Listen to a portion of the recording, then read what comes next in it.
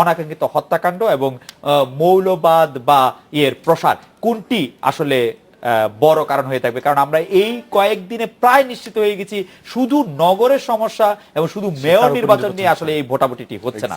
আমরা এটা বিরতি নিয়ে ফিরছি আপনাদের কাছে।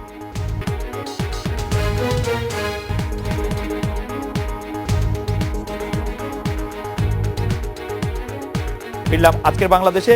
আমি ডক্টর মামুন আহমেদ, আপনার কাছে জানতে চাইছিলাম যে এইবারের নির্বাচন আসলে কোনগুলি বড় ফ্যাক্টরে যাবে। আপনার একটু আবার দর্শকদের জন্য আবার বলছি যে আমি কোনগুলিকে ফ্যাক্টর মনে করছি, যে পেট্রোল বোমায় 117 জনের মৃত্যু, আরো অনেকে এখনো 52 ইউনিটে চিকিৎসাধীন, 5 জানুয়ারি নির্বাচন যেটি ভোট যেটিতে সবাই অংশগ্রহণ করেনি, যে অংশগ্রহণমূলক নির্বাচন নয়, গুম খুন হত্যা, লাগাতার অবরোধ হরতালে পরীক্ষা পেছানো সহ অনেক রকম ঘটনা, অভিজিৎ ওয়াশিকুর রহমানের হত্যা এবং মৌলবাদীদের এক ধরনের উত্থানের আশঙ্কা। ওকে, ধন্যবাদ আপনাকে। আসলে এই নির্বাচনটা যদিও সিটি কর্পোরেশন নির্বাচন, স্থানীয় সরকারের নির্বাচন, এটা অরাজনৈতিক হবার কথা ছিল, কিন্তু চূড়ান্ত বিচারে রাজনৈতিক নির্বাচনই হয়েছে। এবং আমার যতটুকু আমি বুঝি কি প্রভাবিত করবে ভোটারদের সাইকোলজি, সেটা তার আপনি যেগুলো বলেছেন এগুলো অনেকগুলো হচ্ছে পলিটিক্যাল এবং রাজনৈতিক বিষয়গুলোকে চূড়ান্তভাবে প্রভাবিত করবে। এবং তার মধ্যে আজকের রাজনৈতিক যে বাস্তবতা বাংলাদেশের রাজনৈতিক পরিস্থিতি, তার সবকিছুর মূলে হচ্ছে 5 জানুয়ারি নির্বাচন, যে প্রহসনমূলক নির্বাচনটা 5 জানুয়ারি হয়েছে এবং যার মধ্য দিয়ে বাংলাদেশের ভোটের গণতান্ত্রিক চর্চার যে রাজনীতি, সেই রাজনীতির মধ্যে যে বড় ধরনের ক্ষতটা তৈরি হয়েছে, সেই ক্ষত থেকেই পরপর যে যতগুলো সমস্যা এখন তৈরি হচ্ছে, তার সবকিছুর মূলে হচ্ছে সেখানে। আমার কাছে মনে হয় রাজনীতি এইবারের যে আপনি বলছেন যেটা প্রভাবিত করবে, সবচেয়ে বেশি প্রভাবিত করবে সেটি 5 জানুয়ারি নির্বাচন। মানুষের গণতান্ত্রিক অধিকার চর্চা করতে না পারবার জন্য মানুষের মধ্যে যে ক্ষোভটা, সেই ক্ষোভটা সবচেয়ে বেশি কাজ করে। এবং এখানে কি আমি একটু প্রশ্ন করতে পারি যে 5 জানুয়ারি নির্বাচনে যে ভোটার বিহীন হলো, সেই কৃতিত্বটি বা ব্যর্থতাটি কিছুটার দায় কি আমরা বিএনপিকেও দিতে পারি কিনা? কারণ বিএনপি নির্বাচনটি বর্জন করেনি, আসলে প্রতিহতের ঘোষণা দিয়েছে। আপনার যদি মনে থাকে, আপনার নিশ্চয়ই মনে আছে যে, আচ্ছা খালেদ, আপনার এই কথাটা কেন বুঝতে পারছি না, তখন নির্বাচনটা যে প্রেক্ষিতে হয়েছিল না, সেই প্রেক্ষিতটা কেন আমরা বিবেচনা রাখছি না? বিবেচনা রেখেই বলছি, তার আগে কিন্তু সংবিধান সংশোধন করা থেকে শুরু করে সবকিছু এমন একটা পর্যায়ে নিয়ে যাওয়া হয়েছে, যার ফলে হচ্ছে কি লেভেল প্লেইং ফিল্ড তো দূরের কথা, তখন এমন একটা পরিস্থিতি তৈরি করা হয়েছিল, আমি ফিল্ডটাকে এরকম করে রেখেছি এবং প্লেয়ারদেরকে ইনভাইট করেছি, বা অপোনেন্ট আমার প্রতিদ্বন্দ্বী প্রার্থী যারা, তার প্রতিদ্বন্দ্বী দল যারা, তাদেরকে আমি ইনভাইট করেছি, আপনি এই ফিল্ডে খেলতে আসেন। এটা কি আপনি তত্ত্বাবধায়ক সরকারের প্রসঙ্গে বলছেন? শুধু তত্ত্বাবধায়ক সরকার না, বাংলাদেশের সরকার ছাড়া বাংলাদেশের নির্বাচনের রাজনীতিতে নির্বাচন পরিচালনার ক্ষেত্রে প্রশাসন এবং আইন শৃঙ্খলা রক্ষাকারী বাহিনীর তাদের যে দলীয়করণের বিষয়গুলো, এইরকম এই মাত্রায় দলীয়করণ বাংলাদেশের রাজনীতিতে এর আগে কখনো হয়েছে বলে আপনার মনে পড়ে? আমার কাছে যতদূর মনে পড়ে, 2006 সালে যখন বাংলাদেশের সংবিধানে তত্ত্বাবধায়ক সরকার ব্যবস্থাটি মানে বলবৎ ছিল, তখনও কিন্তু আমরা তত্ত্বাবধায়ক সরকার ব্যবস্থার অধীনে নির্বাচন করতে পারি নাই। আমাদেরকে রাষ্ট্রপতি ইয়াজউদ্দিন আহমেদের অধীনে নির্বাচনটি করার কথা করতে মানে হচ্ছিল, প্রায় বাধ্য করা হচ্ছিল। মানে তাই কি না? মানে না, সেটা তো হচ্ছে একটা অধ্যায়ের কথা আপনি বললেন। আপনি এই বছর যে 5 জানুয়ারি 2014 সালে সাংবাদিকতা একটি কথা বলি যে সর্বশেষ যে ঘটনাটি ঘটে ওটি সত্য বলে মেনে নিতে হবে। তো মানে তত্ত্বাবধায়ক সরকারের সর্বশেষ অভিজ্ঞতা তো আমাদের তত্ত্বাবধায়ক সরকার হয় নাই। 2014 সালে 5 জানুয়ারি যে নির্বাচনটার কথা আপনি বলছেন সেই নির্বাচনটা হওয়া ছাড়া আর কোনো বিকল্প ছিল কিনা, অথবা একতরফা যে নির্বাচনটা হয়েছিল আওয়ামী লীগ ছাড়া অন্য কোনো দলকে আপনি দায়ী করতে পারেন কিনা, সেটাই তো আপনার মূল প্রশ্ন ছিল। আমার বক্তব্য হচ্ছে এখানে স্পষ্ট, এখানে এই যে তখনকার যে পরিস্থিতিটা ছিল, তখন পরিস্থিতি যারা তৈরি করেছিল তারাই মূলত এটার জন্য দায়ী। আপনাকে ধন্যবাদ মোহাম্মদ আরাফাত। আপনি কোনটিকে বড় কারণ মনে করেন? এবং 5 জানুয়ারি নির্বাচন নিয়ে যদি আপনি খুব দ্রুত। প্রথম কথা হচ্ছে যে 5 জানুয়ারি নির্বাচনের যে পরিস্থিতি এবং যে বাস্তবতা, সেটা কে তৈরি করেছিল? আমি মনে করি এটার জন্য আরেকটু পিছন দিকে যেতে হবে। সেটা তৈরি করেছিল বিএনপি যখন 2001 থেকে 2006 ক্ষমতায় ছিল, এবং ক্ষমতায় থাকা অবস্থায় তত্ত্বাবধায়ক সরকারের যে ফরম্যাটটা যেটা সংবিধানে ছিল, সেটাকে সংবিধানে রেখে যে ম্যানিপুলেশন তারা করেছিল, করে তত্ত্বাবধায়ক সরকারের কনসেপ্টটাকে যেভাবে নষ্ট করে দিয়েছিল, যার কারণে 1/11 মতো একটি ঘটনা ঘটেছিল। তত্ত্বাবধায়ক সরকারটা আমরা কেন আনি? নির্বাচনকে সুষ্ঠু করার জন্য, যেটা আমাদের অতীতে একটা চিন্তা ছিল। নির্বাচন হচ্ছে গণতন্ত্রের একটা ইম্পর্টেন্ট অনুষঙ্গ, কিন্তু আমরা দেখেছি এই তত্ত্বাবধায়ক সরকারটাকে এনে নির্বাচনকে আমরা সুষ্ঠু করার চেষ্টা করছি, কিন্তু এটাকে ম্যানিপুলেট করতে যে বিএনপি এমন কাজ করেছিল যে ঘটনাটি ঘটলো 1/11, সেটা পুরো গণতন্ত্রকেই হুমকি দিয়ে ফেললো। তখন কিন্তু তত্ত্বাবধায়ক কনসেপ্টটা বিএনপি নষ্ট করে গেছে ম্যানিপুলেশনের মাধ্যমে, এটা আমরা জানি। তার পরবর্তীতে আওয়ামী লীগ 1/11 পরে ক্ষমতায় আসার পরে তত্ত্বাবধায়ক সরকারের মধ্য দিয়ে কিন্তু আর ফার্দার এটাকে এগোনোর সুযোগ ছিল না, যে কারণে এটাকে সংবিধান থেকে বাদ পড়লো বিভিন্ন কারণে আমরা জানি। আরাফাত, মোহাম্মদ আরাফাত, একটা আমি কি- জায়গায় আমি কি আমরা জানতে- একটু শেষ করি আমি কি জানতে পারি যে আপনি যখন 2010 সালে সেটি আদালতে আপনি কন্টেস্ট করছিলেন, তখন আপনার যে নিয়োজিত আইন কর্মকর্তা অ্যাটর্নি জেনারেল তিনি তাইলে তত্ত্বাবধায়ক সরকারের পক্ষে কেন বলছিলেন? এটাই তো ইন্টারেস্টিং, যেহেতু আপনার জিনিসটা হচ্ছে যে আপনি তো ওইখানে তো কন্টেস্ট করছে, আপনি তো ডিফেন্ডেন্ট, প্লেইন্টিফ তো একজন সাধারণ নাগরিক বাংলাদেশের, যে কোর্টে যে বলেছে, বিচার চেয়েছে এই তত্ত্বাবধায়ক সরকারের কনসেপ্টে যেটা সংবিধানে আছে এবং যার অধীনে 3টি নির্বাচন হয়েছে, এই কনসেপ্টটি আমাদের সংবিধানের মূল যে প্রিন্সিপাল তার সাথে কন্ট্রাডিক্টরি।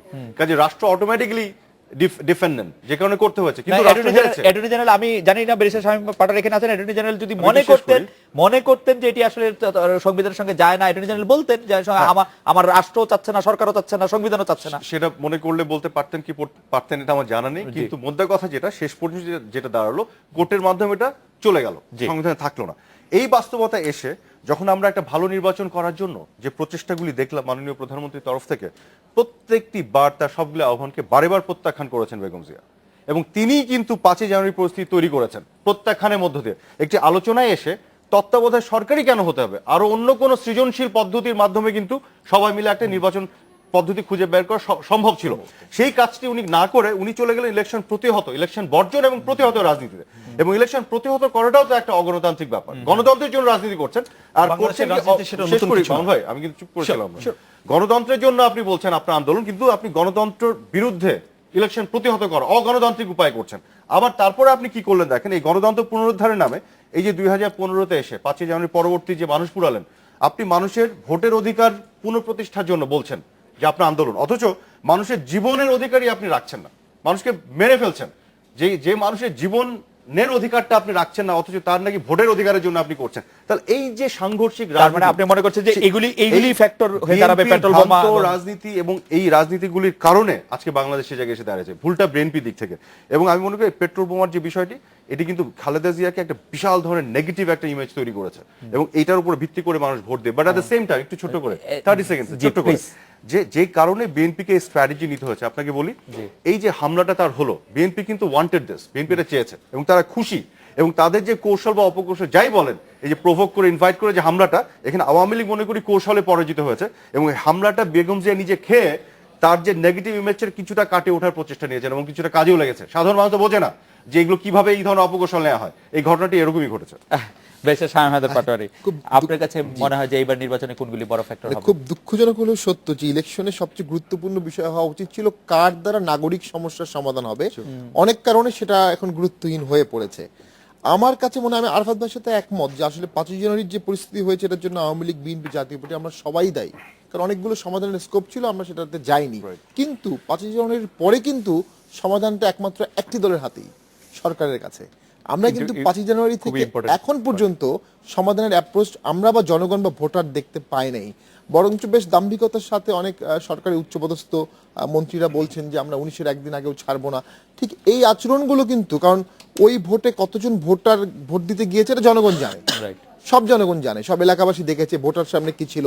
এখন এরপরে যখন বলা হচ্ছে যে আমরা 19 পর্যন্ত থাকবো, জনগণ ভোট দেয়নি, ভোটে যায়নি, যায়নি, তারপরও থাকবো, এটা কিন্তু এক ধরনের অডাসিটি জনগণের কাছে মনে হচ্ছে। সেখান থেকে জনগণ ভাবতে পারে যে এই সরকারটা একটা অ্যাবসলিউটিজমের দিকে যাচ্ছে, একটা টাইরানির দিকে যাচ্ছে। এই ভোটের মাধ্যমে যদি এখানে কোনো পরিবর্তন হয় বা কাউকে হারানো যায়, তাহলে হয়তো সরকার একটা রেস্ট্রেইন অ্যাবসলিউটিজম হতে পারে অথবা রেস্ট্রেইন টাইরানি হতে পারে। ব্যারিস্টার পাটোয়ারি, আমি জানতে চাইবো যে যদি দায় আওয়ামী লীগ, বিএনপি, জাতীয় পার্টি সবারই থাকে, তাহলে জনগণ জবাব দেওয়ার বেলায় শুধু সরকারের বিরুদ্ধেই কেন জবাব দিবে? মানে কেন বিএনপির বিরুদ্ধে, কেন জাতীয় পার্টির বিরুদ্ধে, আপনাদের বিরুদ্ধে কেন দায় দিবে? সরকার, জাতীয় পার্টি বা বিএনপি বা জাতীয় পার্টির ক্ষেত্রে দায়টা হলো 5 তারিখের আগ পর্যন্ত।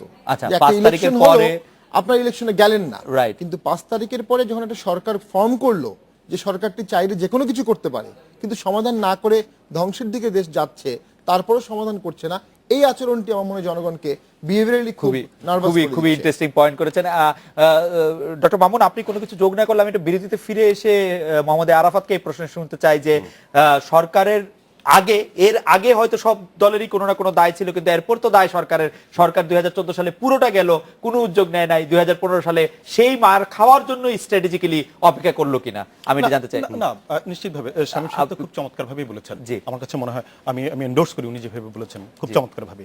এখানে বিষয়টা হচ্ছে যে 5 জানুয়ারি নির্বাচনটা হয়ে যাবার পর সবাই প্রত্যাশা করেছিল এরকম একটা অনৈতিক নির্বাচন হয়েছে এবং এর মধ্য দিয়ে যে সরকার এবং পার্লামেন্ট গঠিত হয়েছে অনৈতিকভাবে হয়েছে এবং এটা সাধারণ মানুষের মতামতটা রিফ্লেক্টেড হয় নাই প্রপারলি, Right. ঠিক আছে। সুতরাং আমরা যদি সামনের দিকে এগিয়ে যেতে চাই, গণতন্ত্রের পথে, উন্নয়নের পথে সব মানুষকে যদি সম্পৃক্ত করতে চাই, সবার সম্পৃক্ততার মধ্যে দিয়ে আরেকটা নির্বাচন আমাদেরকে করতে হবে এবং সেটা অফার করার একমাত্র অথরিটি তখন ছিল সরকার। ডক্টর এবং মামুন, সরকারের আমরা কাছে। বিরতির পরে এবং নিশ্চয়ই সেটা মোহাম্মদ করেনি। আরাফাতকে জানতে চাইবো, কিন্তু আপনি কি সুতরাং 20-30 সেকেন্ডে responsible তারাই। 20-30 সেকেন্ডে আপনি একটু বলবেন যে বিএনপির সেই অবস্থান থেকে পরিবর্তন করেছে যে তত্ত্বাবধায়ক সরকার ছাড়াও তারা নির্বাচন করতে পারবে, এরকম কোন আস্থা কি সরকার এখন পাচ্ছে? আমি যতটুকু ফিল করছি, জি। বিএনপি যতবার যে কথাটা বলছে তারা শুধু একটা কথা বলছে, সেটা হচ্ছে নির্বাচনটা হতে হবে অংশগ্রহণমূলক, নির্বাচনটা হতে হবে সুষ্ঠু এবং নির্বাচনটা হতে হবে নিরপেক্ষ। আমরা একটা বিরতি নিয়ে এই ফিরছি। নিশ্চয়তাটা শুধু চাই। আমরা একটা আমি বিরতি এটুকু নিচ্ছি। বুঝতে মোহাম্মদ পেরেছি। আরাফাত, বিরতির পরে আপনার কাছ থেকে শুনতে চাইবো যে সরকারের দায় ছিল সবচেয়ে বেশি, নির্বাচনটি হয়ে যাওয়ার পর সরকার সেই দায়টি কতটা পালন করেছে এবং আমাদের কথা কতটা ভেবেছিল আসলে সরকার বা কতটা ভাবছে।